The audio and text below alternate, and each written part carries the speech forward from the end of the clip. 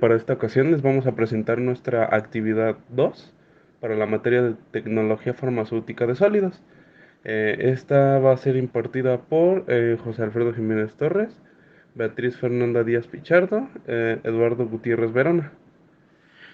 Bueno, ahora el que les va a presentar el primer tema de nuestro trabajo sería José Alfredo Jiménez Torres, el mismo, en el que le presentaría pues las formas farmacéuticas.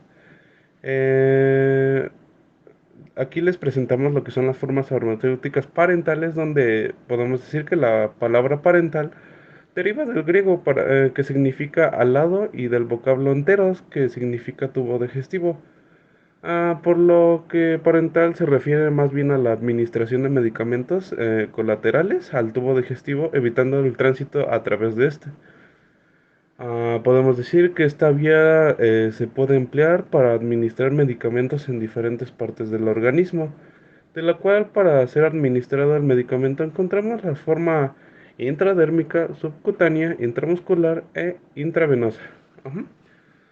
Bueno, el primer tema que podemos encontrar sería la vía intradérmica, la cual consiste en la introducción de una cantidad pequeña de solución de medicamentos en dermis.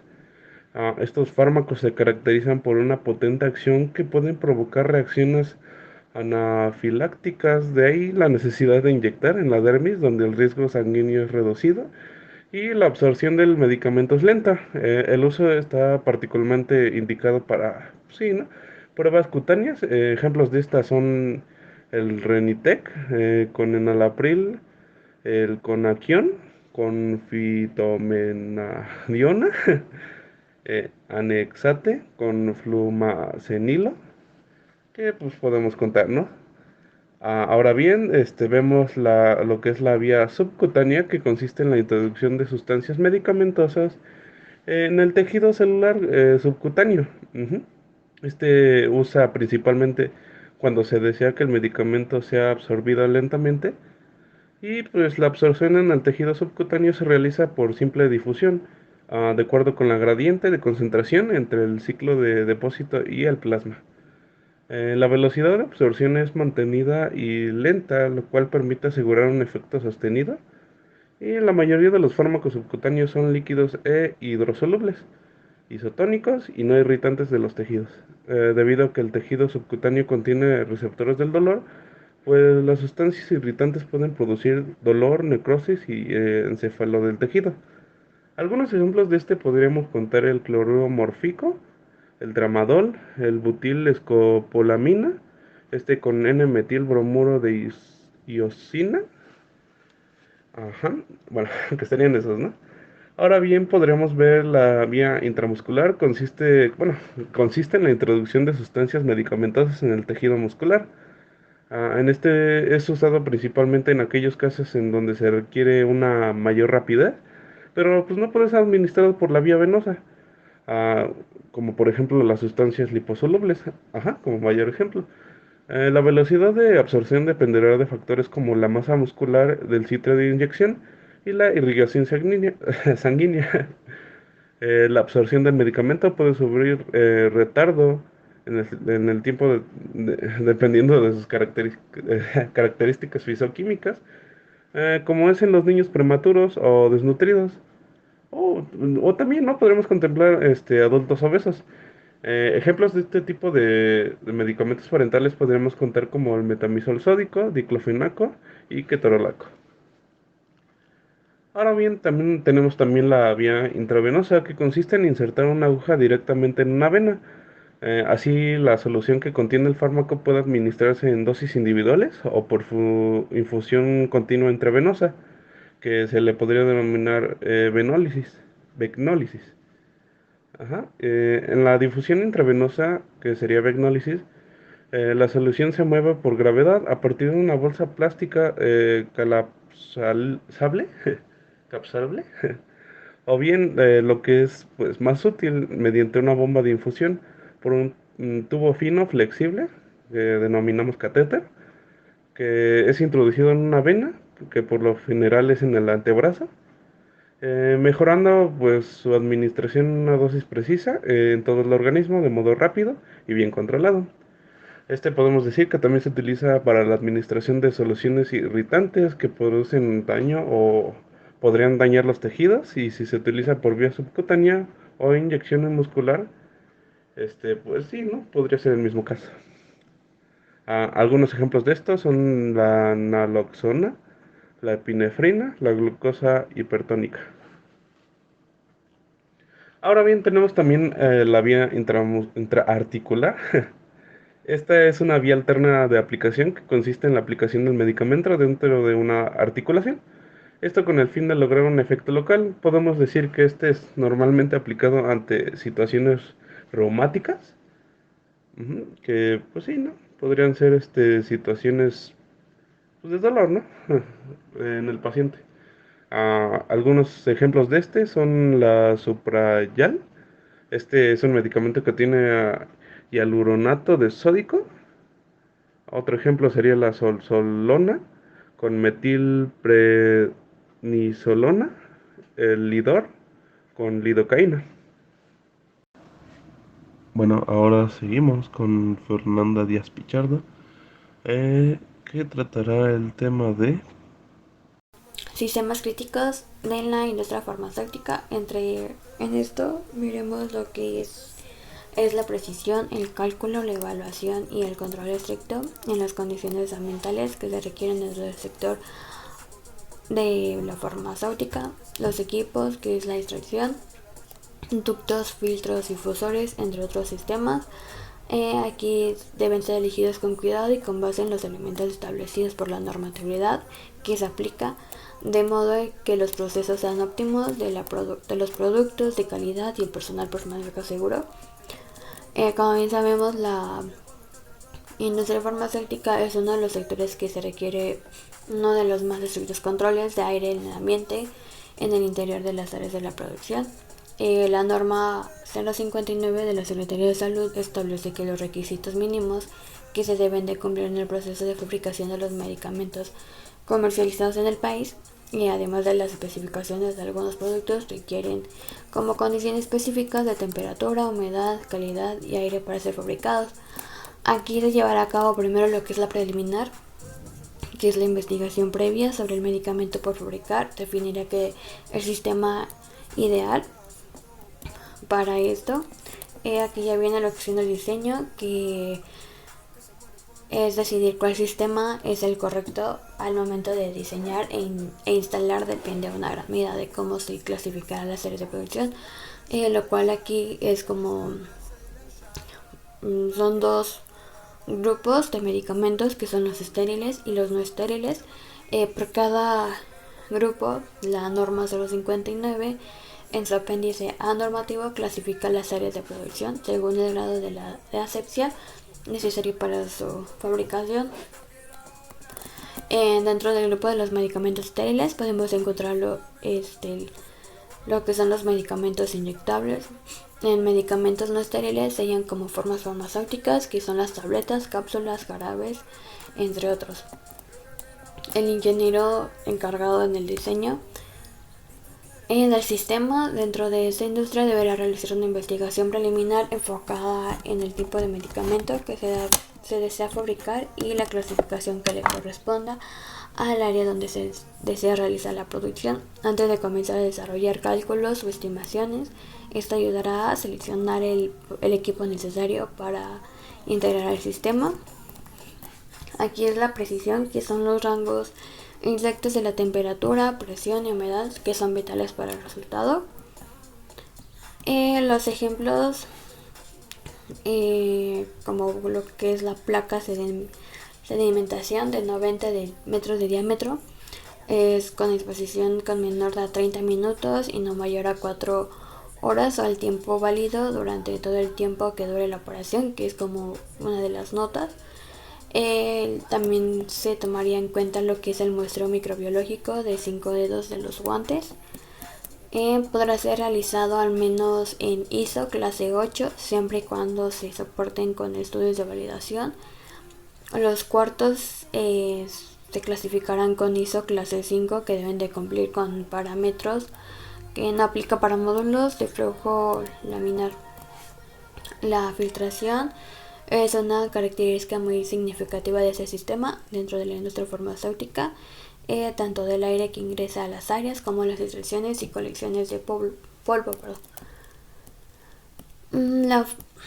La norma 059 debe de la subíndice 8.2.2.8 debe estar diseñado e integrado de forma que tal permita cumplir la clasificación del área requerida de acuerdo con el apéndice A normativo corresponde al ISO 5, 6 y 7, que deben de contar como mínimo con filtros terminales de EPA de 99.97%. Aquí tiene que ver mucho lo que es el cambio de aire, ya que se tiene que hacer un cálculo de la cantidad de aire para suministrar que se debe realizar respetando los cambios de aire por hora que se especifiquen en la norma. La hermeticidad, cuanto mejor sea el sello de las puertas, mayor será la presión diferencial y menores en los cambios de aire por hora. Los sentidos de flujo de aire de las filtraciones por las puertas se define al considerar si el área negativa o positiva, de acuerdo con su clasificación, o si dentro de las áreas se genera demasiado polvo, como en las áreas del pesado mezclado, del pesado o del mezclado. Las presiones diferenciales, según la norma 059, a cada clasificación corresponde una presión diferencial. La periodicidad son las lecturas de presión diferencial que deben de tomarse a diario para descartar problemas en el desempeño. El control de temperatura y humedad. El control de temperatura se logra al forzar el paso del aire por medio de serpentines o enfriamiento, ya sea de expansión directa, que es de gas refrigerante, o mediante un sistema hidráulico de agua helada o caliente. Si bien la norma pide mantener un rango de temperatura de 18 a 25 grados centígrados para todas las clasificaciones, los equipos viene siendo la unidad manejadora de aire, la otra es unidades de extracción y colectores de polvo. Los ductos de inyección, retorno o extracción son construidos comúnmente de lámina galvanizada del calibre que corresponde a las dimensiones del ducto. Algunos laboratorios farmacéuticos suelen preferir los ductos del tipo bridado TDC por los siguientes motivos, que es ahorro económico y ahorro de energía, que debido al uso de empaques entre bridas. La asepsia son las uniones de los ductos que se deben contar con un sello resistente al ambiente y que evite el crecimiento de hongos, levaduras o bacterias. La distribución de aire se realiza por medio de difusores colocados en el techo, mientras que el retorno de aire o la extracción se realiza con rejillas ubicadas a 30 centímetros sobre el nivel del piso. El balanceo de aire del sistema de HVAC en la industria debe balancearse por medio de compuertas para garantizar que la cantidad requerida de aire pase por los difusores o rejillas. El control y automatización se debe mantener y monitorear las condiciones de temperatura y humedad, así como las presiones diferenciales y los sentidos de flujo de aire en las áreas de producción. La validación es un elemento esencial para el cumplimiento de las BPF, que permiten demostrar la funcionalidad del sistema.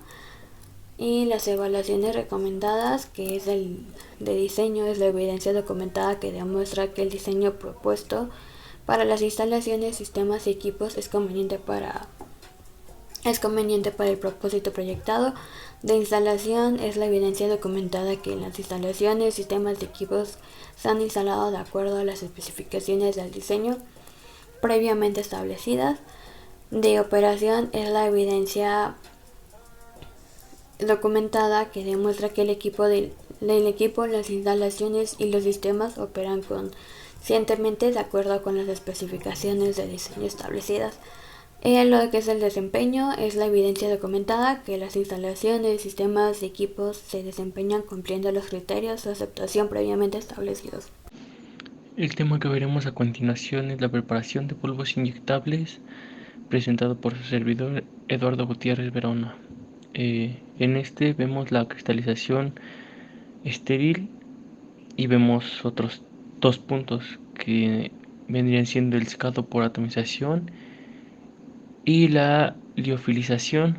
En la cristalización, más que nada, es la disolución más lo no solvente que da la cristalización.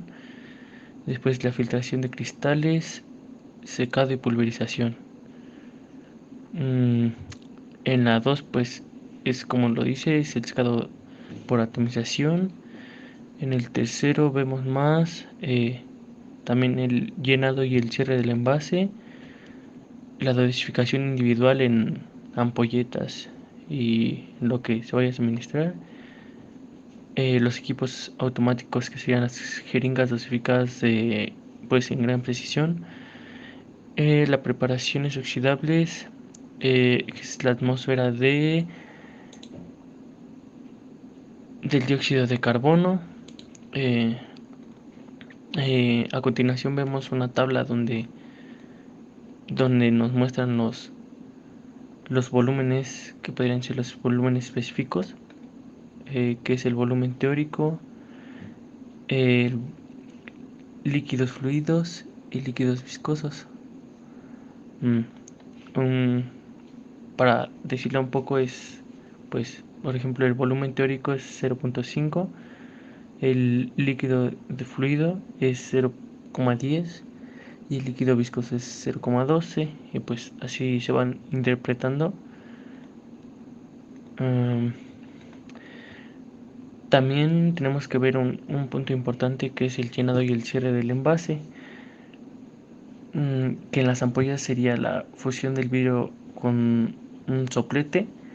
En frascos y viales son tapones más cápsulas de aluminio. También está la esterilización por calor, sería calor húmedo, que sería como de 121 grados centígrados por 15 minutos. El calor seco, que serían mínimo 160 grados centígrados por 2 horas. La filtración esterilizante, que es de 0.22 miligramos. También podemos ver en esta diapositiva que es la de preparaciones asépticas, que son productos que no pueden esterilizarse en su envase definitivo. Otro punto es el diseño de locales de producción y ventilación. También otros son los equipos, los recipientes, tapones y componentes esterilizados. Una también ya mencionada antes sería la cabina de flujo laminar. En la siguiente diapositiva vemos el diagrama de flujo de la presentación de los polvos inyectables. Este diagrama es muy entendible hasta cierto punto, y pues dejamos la imagen aquí a continuación, en donde nos ponen los tapones, los viales, el PA, el vehículo y excipientes también nos los ponen. Por ejemplo, en tapones sería la limpieza y la esterilización a 121 grados centígrados por 45 minutos. Los viales sería, derivado de los viales sería la limpieza y la esterilización. Y en los otros tres, que es el PA, el vehículo y los excipientes, es la disolución. Bueno, de esos tres se deriva la disolución. Después la esterilización, filtración. Y después de eso sería la dosificación. En la dosificación entran los resultados de los otros dos, que serían las esterilizaciones. Después de ese son la liofilización, y ya después sería el cierre de tapón y por último sería el acondicionamiento. Todo esto se conocen como, bueno, las primeras partes se conocen como zona no estéril, que es VOC, que serían lo de disolución y esterilización.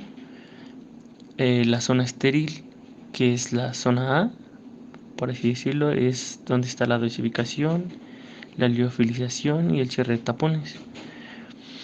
Y está por último la zona no estéril VOC también, que sería el acondicionamiento.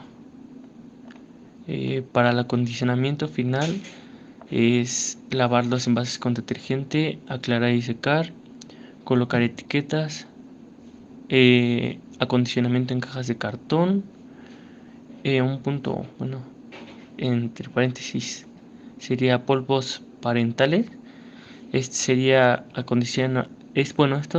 acondicionar junto con el disolvente para reconstrucción o indicar el disolvente a utilizar. También está la lipidez, el volumen extraíble, la esterilidad, que pues como lo venimos mencionando es algo fundamental. También los controles inyectables de pequeño volumen, el contenido de principio activo. Y bueno, para esto también vemos que son los controles de polvos inyectables.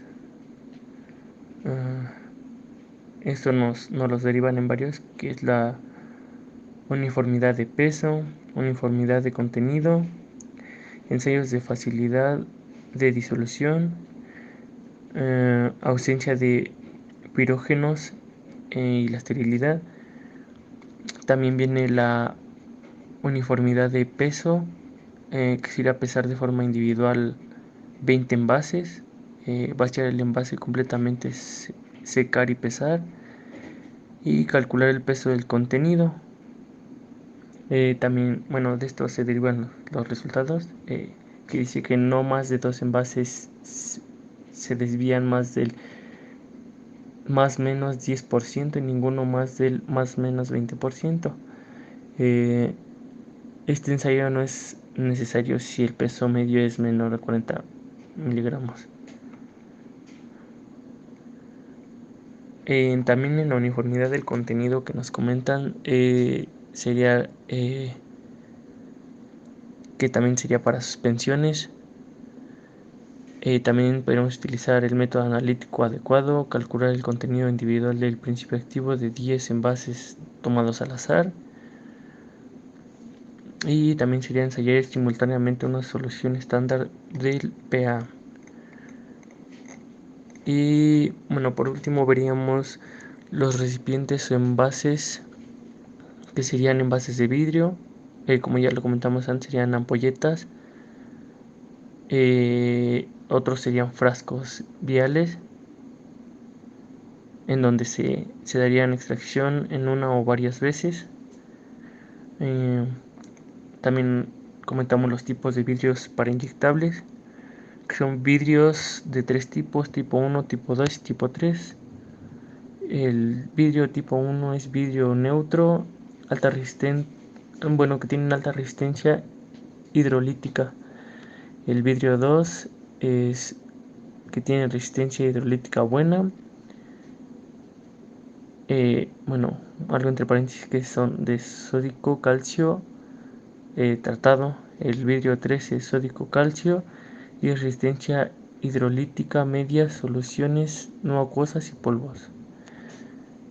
También podrían ser los plásticos, que serían bolsas y ampollas. Otros serían policloruro de vinilo, en donde se utilizarían para sangre, hemoderivados, soluciones de administración parental. Otros también importantes son las poliolefinas. Aquí se encuentran dos, que es el polietileno y el polipropileno, que es para administración parentales en general. Eso sería todo de mi parte. Gracias.